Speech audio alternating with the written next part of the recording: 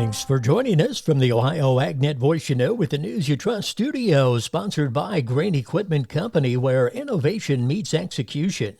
I'm Dave Russell. Well, let's check in with our weekly update from the Ohio Soybean Council and your checkoff dollars at work. I'm visiting today with Steve Reinhardt. Steve currently serving as chairman of the United Soybean Board. And Steve, you've been doing quite a bit of traveling in your term as chairman, but most recently you had a chance to go to China. I assume this was an international event with other countries represented as well? Sure. So other countries were there as well.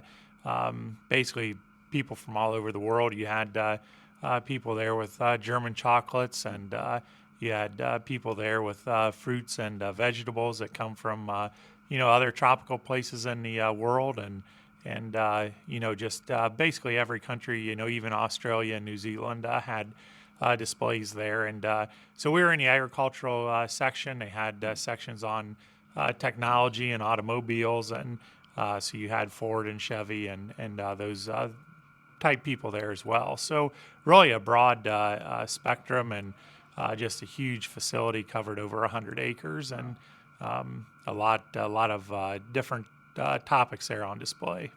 From the ag perspective, what was the nature of some of the conversations you had?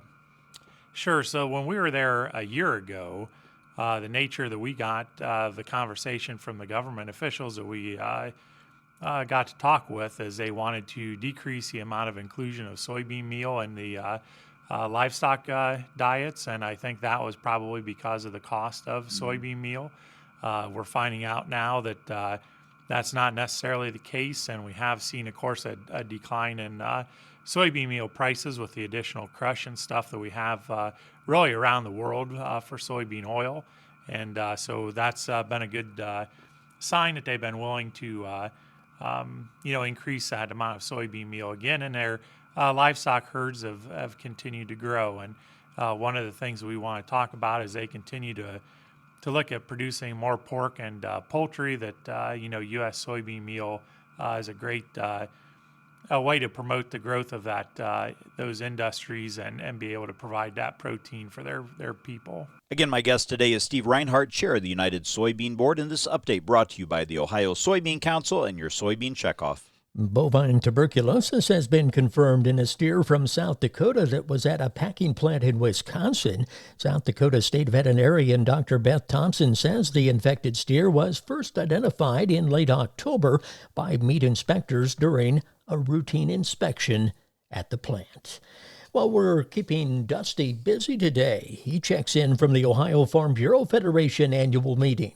Dusty? I'm joined by Leah Hetrick. She's Director of Legal Education and Member Engagement for the Ohio Farm Bureau. Leah, a lot of different things going on in the industry, but one of those when it comes to trucking and a farmer's trucking guide. Tell me about that. What are maybe some of the questions that are answered by that? So the trucking guide is actually a really cool guide. We get a lot of questions from our members calling in. They've had maybe a run-in with the state trooper, pulling them over, and they're just not sure about the law. So one of the things this trucking guide is a good resource for is to have that in their glove box, just to pull out for any of those questions.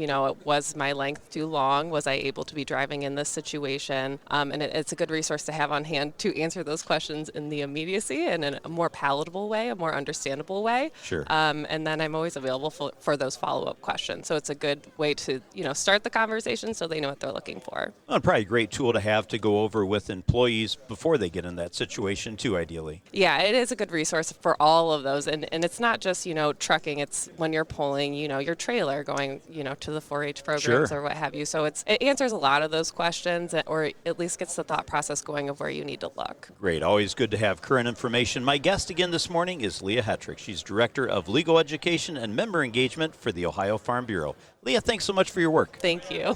Greg Dowd, President and CEO of the National Milk Producers Federation, says his group thanks the Dietary Guidelines Advisory Committee for recognizing dairy's role in a healthy diet. The committee continued recommending 3 servings of dairy for Americans 2 years and older. The markets are next. Since 1926, Nationwide has been rooted in agriculture. Founded as the Farm Bureau Mutual Automobile Insurance Company with a mission to protect farmers and their communities, we honor our legacy by offering solutions that evolve with the complex needs of today's farms. As the leading insurer of America's farms and trusted by 8 farm bureaus for 100 years and counting, Nationwide is on your side. Number 1 insurer based on 2023 direct written premium per AM Best. Nationwide Mutual Insurance Company and affiliates, Columbus, Ohio. The markets brought to you by Seed Consultants. Simply better performance online at seedconsultants.com. At the Board of Trade, March corn 443.5, down 4 3/4. July corn 455, down 3 1/4. March soybeans 10.03 1/4, up 1/2 cent. August beans 10.21 down 1/4 cent. July wheat $5.75, down 4 1/2.